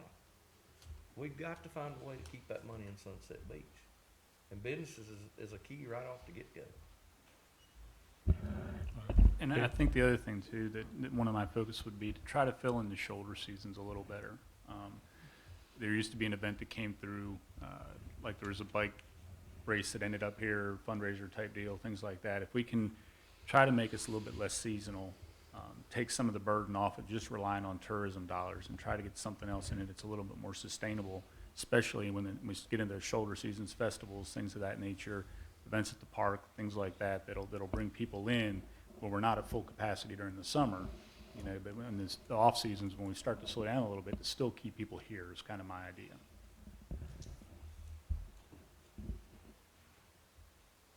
Sort of filling in some of the small gaps here. Take a look at, do we have any maintenance requirements and repairs procedures that we need for Town Hall, our facility here? We have bought the lot next door, which is there a way that we can do some low-cost adjustments in that lot to use for parking for the Town Hall area? Something along those lines. I don't know exactly what the idea that we don't want to just strip it down completely and make it a parking lot, but how to handle the lot next door. And on that note, I've already got Mr. Rademacher and Mr. Michaud and I talking about utilizing that area to not just develop it as a parking lot, but use it as a example area for what people can do as far as runoff maintenance, ideas for their house, landscaping ideas, utilizing native plants over bringing in outside species, that kind of thing. So hopefully we can, not just use it for parking, but use it as an educational tool for developers and other homeowners as they move through designing projects for their homes. So we're looking that primarily also because sometimes contractors that specialize in something may also donate their time and skills to help you develop said project. So we're looking at a few options for that, not just, like you said, not just tearing it down and paving for a parking lot. Okay.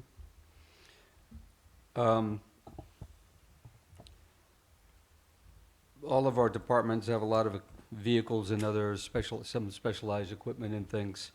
I would like to see that when we come into the departmental reports, that we have developed sort of kind of long-term life cycle analysis for the vehicles and what kind of replacements and things like that, so that we can go on a planned program. We can project out over time what kind of things, repairs, and equipment that we're going to be needing.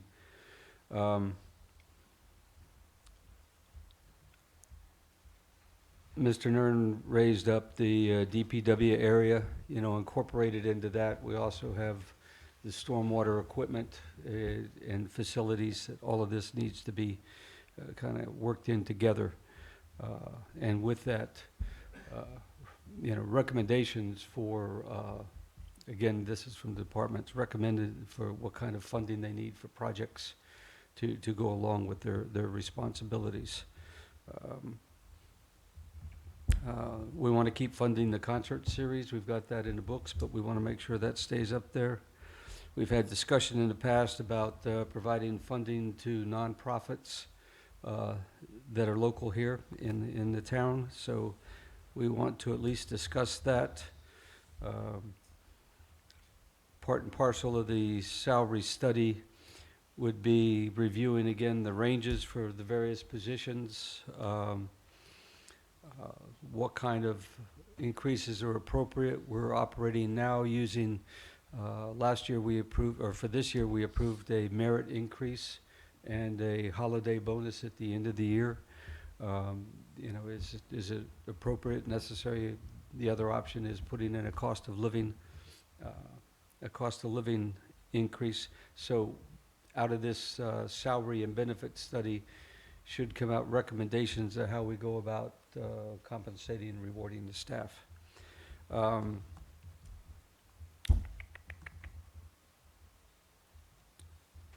One of the citizens brought up the idea of reactivating our beautification committee. Are there other projects that can be done? And so identify projects and sort of what kind of funding would be there. We have the Environmental Resource Committee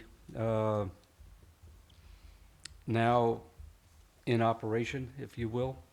There are a number of, whether it's climate mitigation programs or other programs that are there. It would be helpful to get a sense of anticipated priorities and what kind of funding would be needed to we would be prepared to be able to execute some projects if we happen to have any under the climate change, climate mitigation program.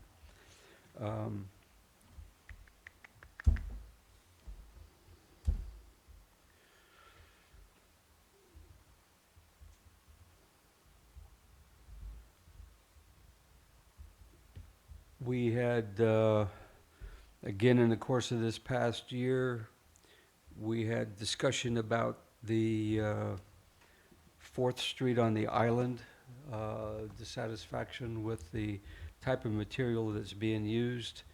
I don't think went further. We left it for the ERC to do an examination of whether it should remain the same type of materials or put in something like the Type 57 slate or other type of options. So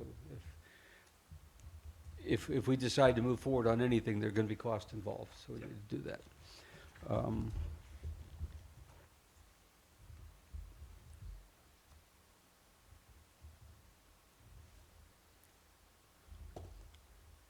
I would guess also going back to the salary benefits study, if there's some of our positions that are, not properly salaried, if you will, not just Charlie's concern with the entry-level salaries, but if we have positions where we've sort of gotten out of whack with the skill set and that's required for those positions, and what the competitive market is, particularly around Brunswick County and north and south of us. So take a look at those things. Are we properly set up there?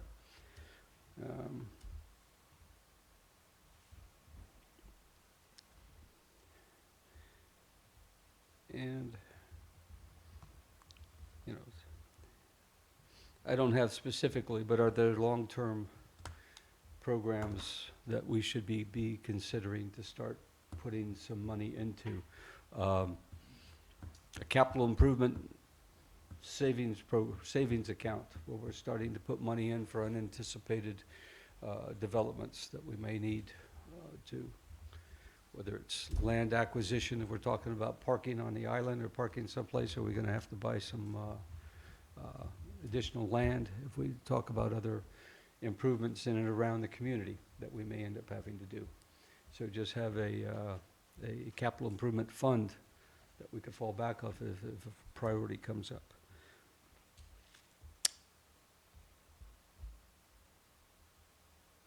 I don't know, that's, I'm stretching my brain now, so, which is not hard to do. I don't have anything else right now. Anyone else?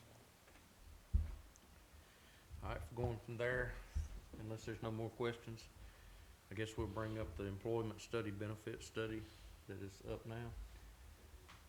What is y'all's stance on that, or what do we need to go at? What angles you wanna go with that? Well, I think we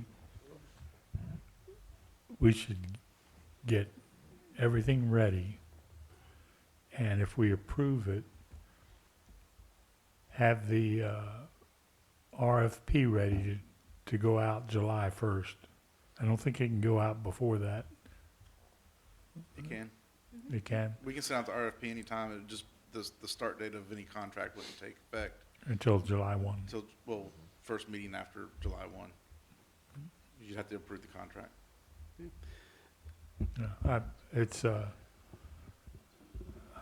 I think that's one of the priorities. What are your thoughts about that, Hiram? How to go about it? Well, I mean, we can go ahead. We've already got an RFP from last year that we can update and send out and start getting some feedback back. I think the biggest issue is y'all need to decide and come together, how comprehensive do you want? Because that's going to decide the scale. I think last time we just a general idea and got back some quotes on, I want to say 20 and 30,000, between that range. And they were for basic services, but you know, you're talking about basic services will get us comparable communities, our local neighbors, and any other information those consultants have already gathered from other communities that they're easy to plug and chug with. If you want to delve down into the weeds of everything, where they have to come in here and intensively look at our entire benefit package, other than just looking at the cover sheet, seeing what it does to the employees, what the employees themselves think about it, and do those type of interviews, that's going to raise it. So are you looking at basically, you want to look at where we stand in comparison, or do you want to also look at how our people feel about this, the packages that they've gotten, retention strategies, because that's going to change the entire scope of the work. So what do you want to get out of an employee benefits analysis is Well, basically what I'm asking.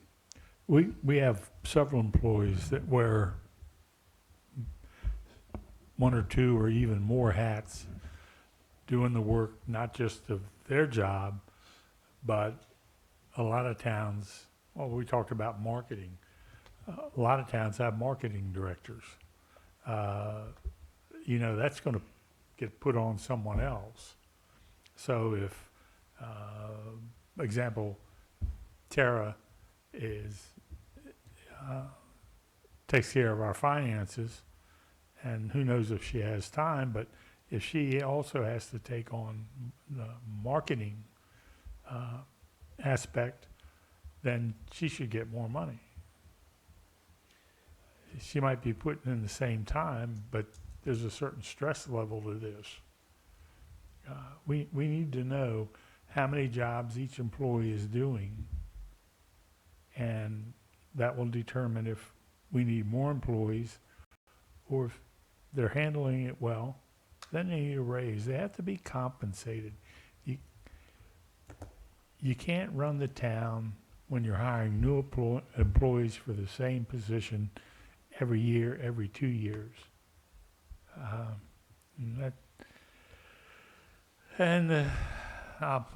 go ahead and bring this down. I'm sure there'll be some emails, but all this has to do with the tax rate.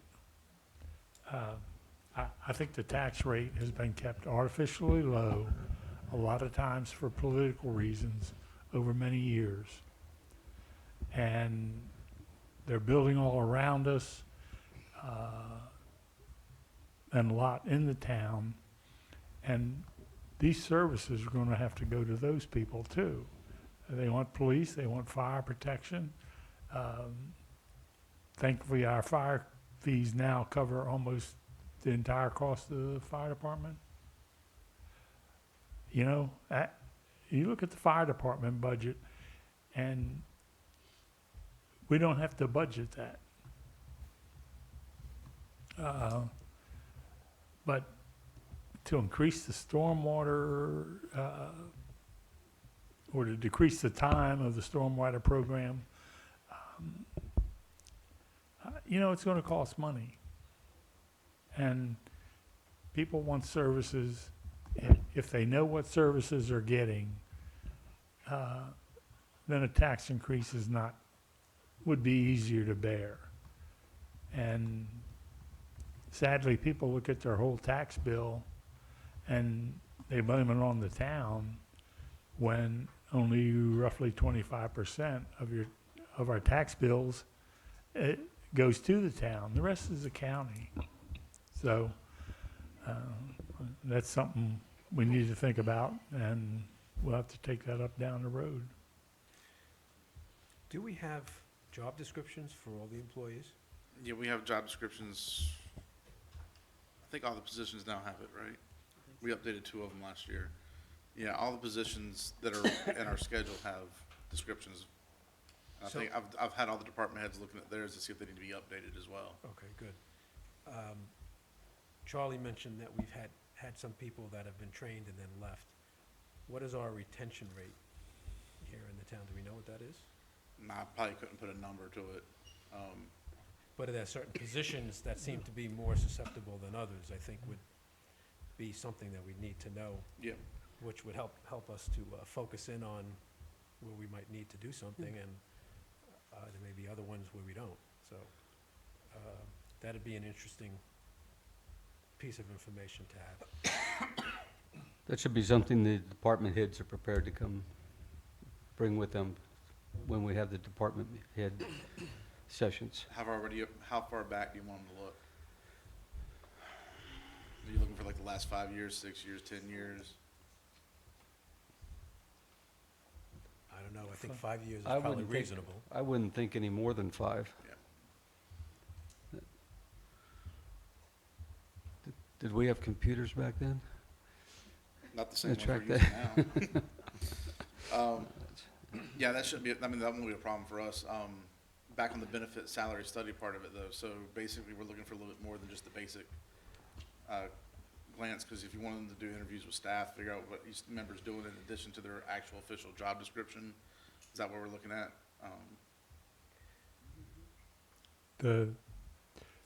You mentioned 20 to 30 for the difference, That was so, the range we got last year, yeah. right. So, we need to figure out, well, I don't know how we can do this without going whole hog and doing the whole thing. Well, and that's what we'll advertise. We'll update it for last year to talk about a little bit deeper dive than probably what we were asking for last year. And that shouldn't be a problem. We're still probably looking less than 40,000 range. We only got 2 bids last time though, so maybe we'll get more this time. But we can go ahead and get that done, no problems. Let y'all look at the RFP at the next meeting and approve us to go out for it. We can have the bids turned in by May and preparation for y'all to review in June. But we do need to do some of our internal homework as well. And We do that every time for budget. Okay, good. Anyway, everybody calls all the other towns call us. It's fairly standard every year. Okay. So has one of these salary studies ever been performed before? Not that I'm aware of, not unless, well, y'all did one in 10? Say when? Lou Two DeVito. council members did it in 11. But so that, Was- I don't think they've had a professional one done.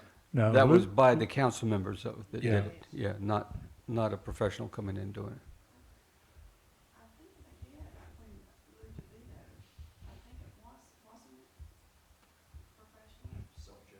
No, it- No, they, that they was- did it, Lou and Wilson Cheryl did it, and they went to the Council of Governments, and they said, what towns compare with Sunset Beach?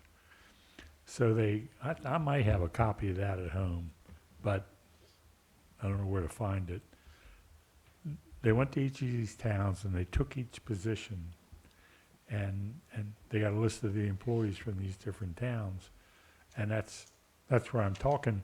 So, we have one employee that's doing the job of 3 or 4. That's one thing the study showed. But, you know, people wanted a comparison with Calabash or Ocean Isle Beach, and they didn't meet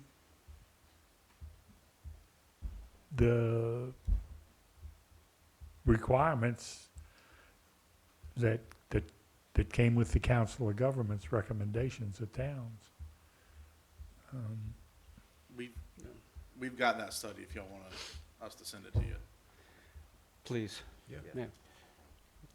So when we've got people that are wearing more than one hat, would that be reflected in the job description or no? Some of the job descriptions were written that way, some weren't.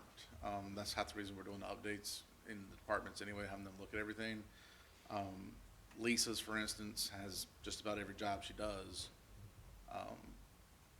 But I would say that, you know, Tara's doesn't deal with the public relations aspect that she has to do with the front counter sometimes, doesn't really include outside of finance stuff that she does administratively with recycling and a few other things. Because taking in the money is one thing, managing the program is different. So I would say that not all job descriptions in town are reflective of the duties that individual personnel are carrying out. But that's not unique Right, I in mean, any that's typical. government organization or even in most private organizations. You have Right.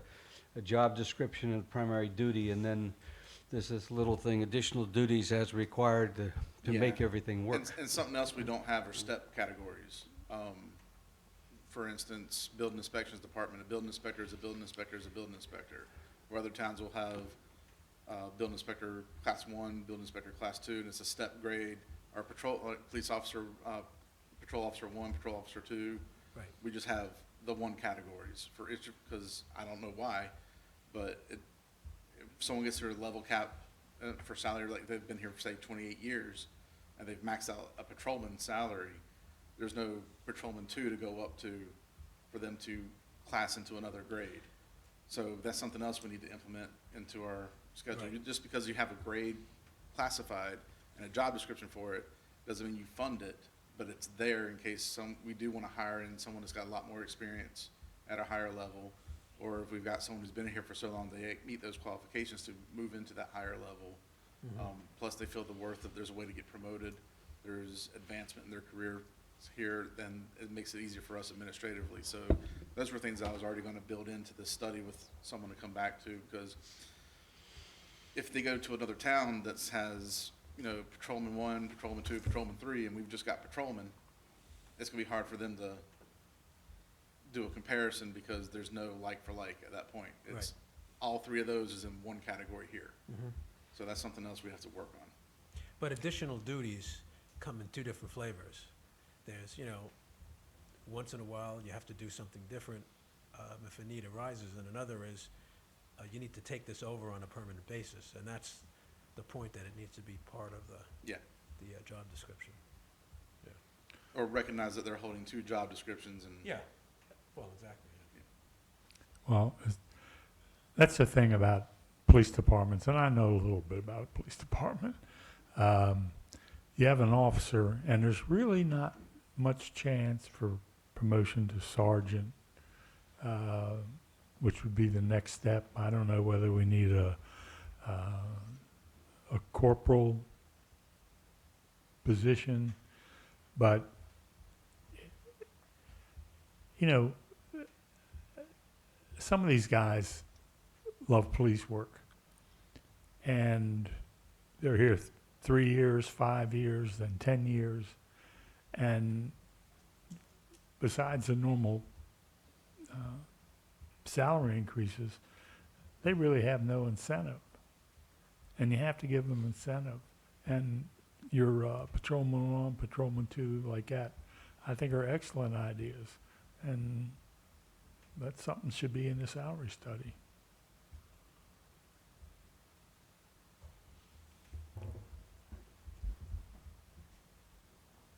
Anything else? You want us to have a mocked up RFP at the next meeting for y'all? Yes, please. Assuming we know how much it is, it'd be better for the budget. Yeah. There's no further discussions. I move we adjourn. Second? Second. All in favor? Aye. Aye.